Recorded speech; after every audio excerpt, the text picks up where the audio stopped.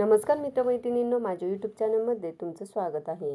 मित्रांनो, काही काही तिथी ज्या असतात ना, त्या इतक्या खास असतात की त्या दिवशी आपण काही ना नाही फक्त देवाला 2 हात जरी जोडले ना तरी त्याचा सुद्धा लाभ होतो. आणि अशीच एक तिथी आलेली आहे 21 मेला.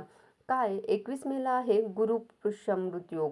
तुम्ही म्हणाल ठीक आहे ना, गुरुपुष्यामृत योग येतच असतो मधून. पण हा गुरुपुष्यमृत आलेला आहे अधिक महिन्यामध्ये आणि त्यामुळे या योगाचं महत्त्व अधिक झालेलं आहे.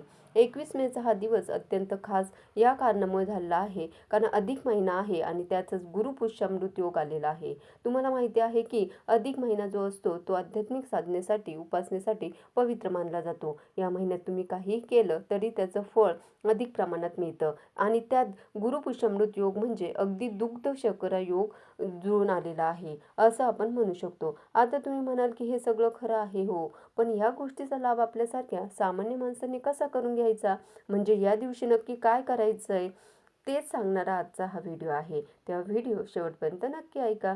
मंडळी, गुरुपुष्यमृत योग हा कधी येतो माहिती आहे का? जेव्हा पुष्य नक्षत्र गुरुवारी येतं. आता हे जे पुष्य नक्षत्र आहे ना, या पुष्याचा अर्थ मुळातच पोषण करणारा, शक्ती देणारा आणि ऊर्जा देणारा असा आहे. थोडक्यात काय, पुष्य नक्षत्र अतिशय शुभ आणि कल्याणकारी आहे. ऋग्वेदात पुष्याला तिष्य म्हणजेच मंगलदायी किंवा मांगलिक तारा असंही म्हटलं गेलं आहे.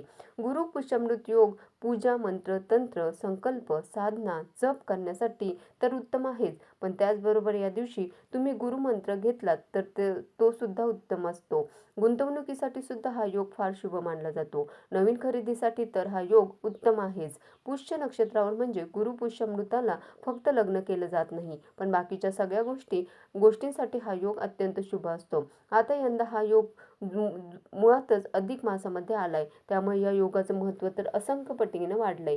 मग आता वळूया त्या गोष्टीकडे जी तुम्हाला तुमच्या जीवनात सकारात्मकता घेऊन येण्यासाठी मदत करणार आहे. ती म्हणजे 21 मेला गुरुपुष्यमृत योगाच्या दिवशी दत्त बावन्नीचं पठण करणं. बावन्नी ही दत्त संप्रदायातील अत्यंत जागृत आणि प्रभावी 50 ओळींची रचना आहे.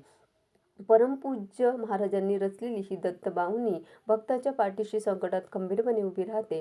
काय फायदे होतात? घोर संकटाच्या वेळी किंवा आर्थिक अडचणीतून किंवा जीवनात मार्ग सापडत नसताना जर तुम्ही दत्त बावन्नीचं पठण करायला सुरुवात केली तर त्यामुळे दत्तगुरूंचे अदृश्य संरक्षण प्राप्त होते आणि कठीण प्रसंगातून बाहेर पडण्याचा मार्ग सापडतो. आणि खरं तर गुरुपुष्यमृत योगाच्या निमित्ताने जर तुम्ही दत्त बावन्नी रोज म्हणण्याचा नियम केला तर तुम्हाला 52 दिवस सलग दत्त बावन्नी म्हटल्यावर खरंच आयुष्यात सकारात्मक अनुभव येईल. गुरुपुष्यमृत योगापासून दर गुरुवारी म्हणण्याचा संकल्प सुद्धा तुम्ही करू शकता.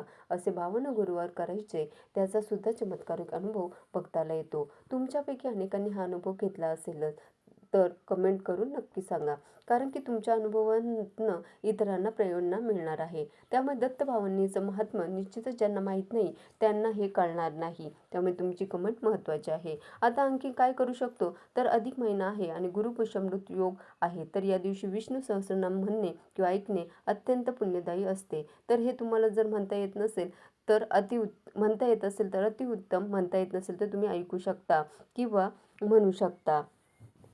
अगदी काहीच नाही जमलं तर दत्तगुरूंच्या किंवा भगवान श्रीहरी विष्णूंच्या कुठल्याही एका मंत्राचा जप 108 वेळा करू शकता. अगदी साधं सोपं म्हणायचं झालं तर श्री स्वामी समर्थ किंवा श्री गुरुदेव दत्त यासारखे साधे सोपे मंत्र घ्या आणि त्यापैकी कुठल्याही एका मंत्राचा 108 वेळा जप या दिवशी नक्की करा. आता बऱ्याच जणांना एकाच व्हिडिओमध्ये खूप 2-3 उपाय सांगितले की गोंधळायला होतं, पण इथे लक्षात घ्यायचं आहे की ही तिथी खास आहे आणि या तिथीला तुम्ही काही ना काहीतरी सेवा करणं अपेक्षित आहे. या सेवेचा तुम्हाला लाभ होणारच आहे, तर तो लाभ करून घ्यायचा असेल तर कुठलाही एक श्लोक, कुठलाही एक मंत्र, कुठलंही एक स्तोत्र, ज्या देवावर तुमची श्रद्धा असेल त्या देवासाठी तुम्ही म्हटलं तर त्याचा लाभ तुम्हाला होणार आहे. हा या गोष्टीचा मतितार्थ आहे. त्याचबरोबर तुमच्या ऐपतीप्रमाणे या दिवशी दानधर्म नक्की करा. मग पैशाच्या स्वरूपात असेल, कपड्यांच्या स्वरूपात असेल, अन्नाच्या स्वरूपात असेल, कारण ही तिथी इतकी खास आहे की त्याचं पुण्य तुम्हाला कैक पटीने अधिक मिळणार आहे, हे लक्षात ठेवा. आता जर तुम्ही या दिवशी एखादं नवीन काम हाती घेणार असाल, नवीन कामाची सुरुवात करणार असाल किंवा याआधीच तुम्ही एखादं नवीन काम हाती घेतले आणि त्यामध्ये तुम्हाला यश हवंय तर या दिवशी म्हणजे गुरुपुष्यामृत योगाच्या दिवशी कुलदेवतेची मनोभावे पूजा करणं सुद्धा फलदायी ठरतं. गुरुपुष्यामृत योगात लक्ष्मी देवीची पूजन किंवा लक्ष्मी देवीच्या एखाद्या मंत्राचा जप करणं किंवा एखादं स्तोत्र म्हणणं या गोष्टीने सुद्धा माता लक्ष्मीची कृपा होते. मंडळी, थोडक्यात सांगू का, अगदी खूप काही करायला जमलं नसेल किंवा अगदीच गोंधळ होत असेल तर ही तिथी आहे आणि या तिथीचा लाभ आपल्याला घ्यायचा आहे. तर काही नाही तर 108 वेळा श्री स्वामी समर्थ म्हटलात तरी सुद्धा त्याचा लाभ होणार आहे, हे लक्षात ठेवा. कारण श्रद्धा भक्ती महत्त्वाची आहे आणि काही ना काहीतरी करणं महत्त्वाचं आहे. देवासाठी आपला भाव महत्त्वाचा असतो. या तिथीचा जास्तीत जास्त लाभ तुम्ही नक्की घ्या आणि तुमच्या आयुष्यात सकारात्मक बदल घडवा. धन्यवाद.